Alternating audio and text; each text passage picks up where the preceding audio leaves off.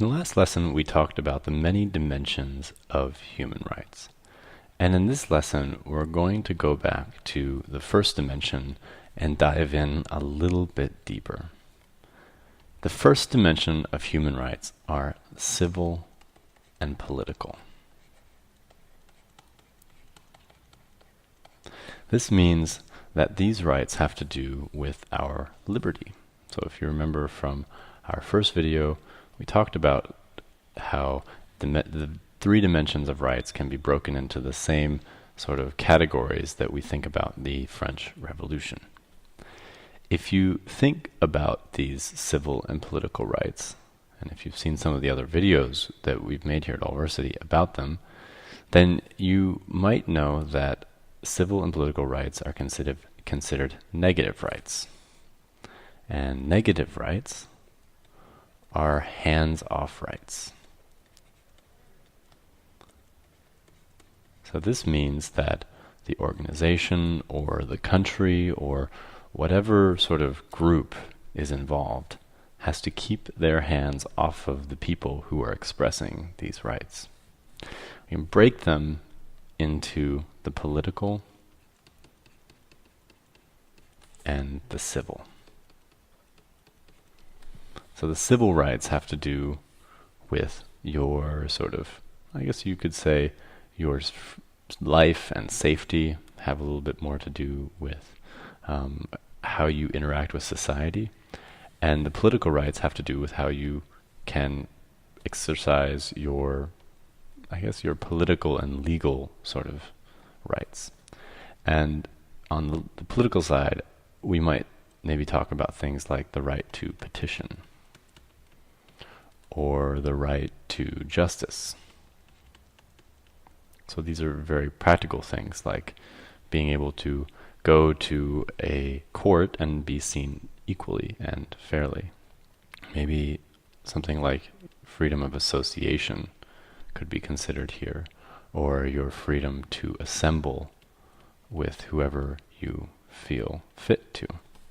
So these political rights all have to do with that, and they are really about exercising your rights as a citizen in a political way.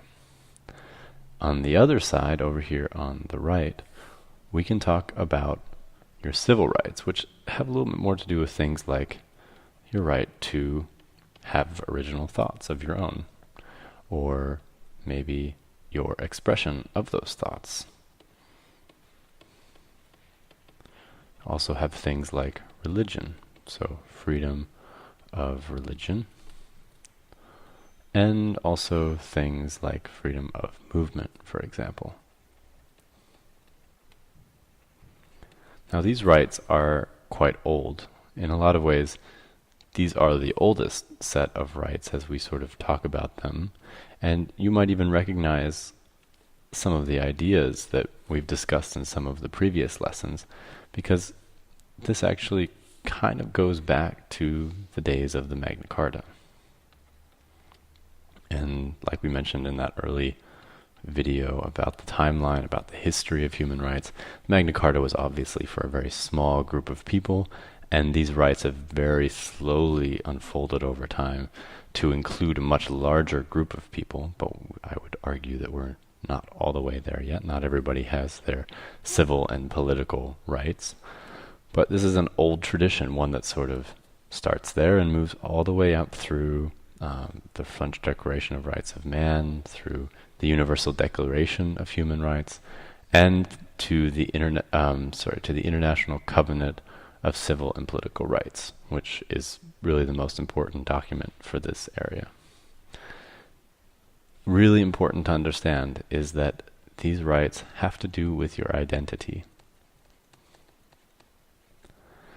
So they're saying that just because you are a person with black skin or purple skin, or because you're a man or a woman or anything like that, any way that you can divide your identity, that just because you are that thing doesn't mean that you can't have all of these rights that we're talking about here. And that the obligation of the state and any organization working inside of it is to keep their hands off and allow you to express these rights. These rights are all about participation. They are all about people in society all paying their dues and therefore being able to participate fully and be completely recognized by all the institutions in that state. So not to be discriminated because of your identity. Really important to this entire discussion before we move is that you'll notice this political and civil sort of tone to the entire dimension has a lot to do with citizenship. It's a really important idea. Because you have these rights, it means that there is an obligation out there.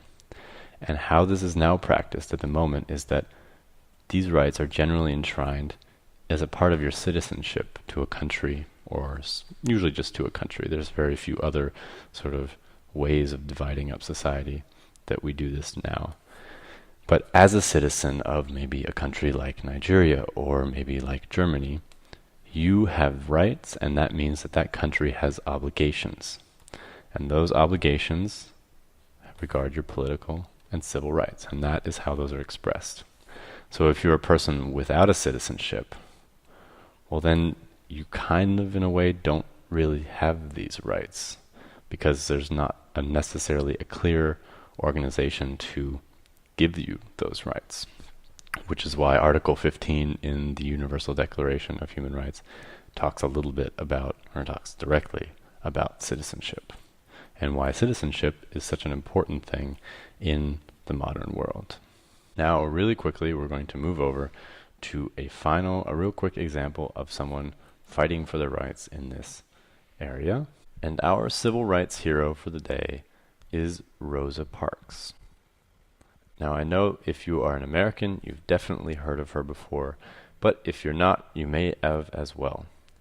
Rosa Parks was a normal lady. I mean, she was a member of an activist community, but she was generally just a person who was working a 9-to-5 job, and it was in the time of the civil rights movement.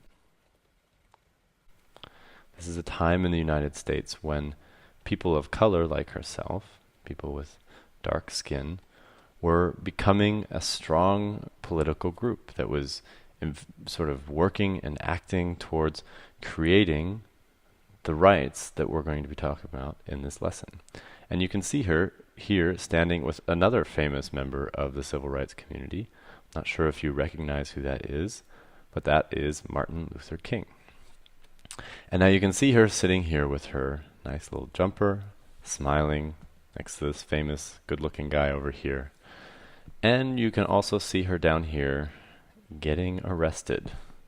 Now, why would that be? How did that happen? Well, it was 1955, and she was heading home from work one day, and the buses in the city that she was living in Montgomery, Alabama, were done in such a way, they were administered in such a way that people of color, so people with black skin like her, were required to get up when white people wanted to sit in those seats. And this is because America had a very strange idea that white people were more valuable, or white people had the right to sit in the seats and black people did not. Well, this is all very arbitrary, but in this case, she decided on one day in 1955 that she was not going to do that. She would not get up. The bus driver called in the police, and she was arrested. Now, this is a moment when something really interesting happens, something that we talk about once in a while in this intersection of civil rights and law. So we talked about law in the very first lesson, and here you have this moment when this very nice looking lady here is arrested by maybe this police officer, I'm not sure. And she asks the question, Rosa here, she asks the question, why do you always push us around? And the officer, some guy like this here, responds, I don't know, but it is the law and you are under arrest. And here you see a very strange tension then in there's this space between law and human rights. In this moment in which we have to ask ourselves, is the law respecting human rights? Is the law being fair? Well, in this case, most people would agree that it was not. And really what Rosa was fighting in this moment was not necessarily for her seat. That was a big part of it, obviously. But really more than that, she was fighting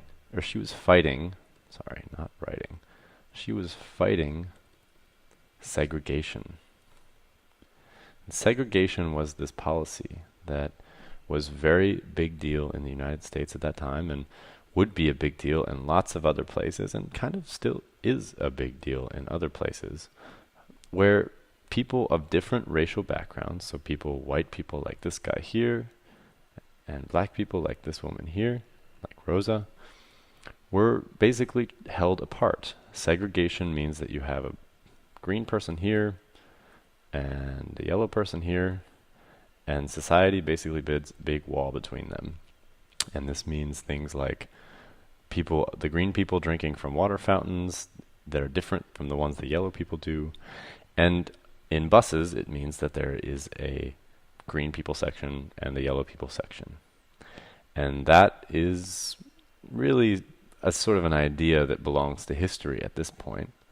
But at this time, that was not the case. And that's what she was fighting. And really, it's more than just about being separate, but it's about equality. It's about being seen as being the same people, no matter what color you are. Yellow, blue, green, black, white, doesn't matter.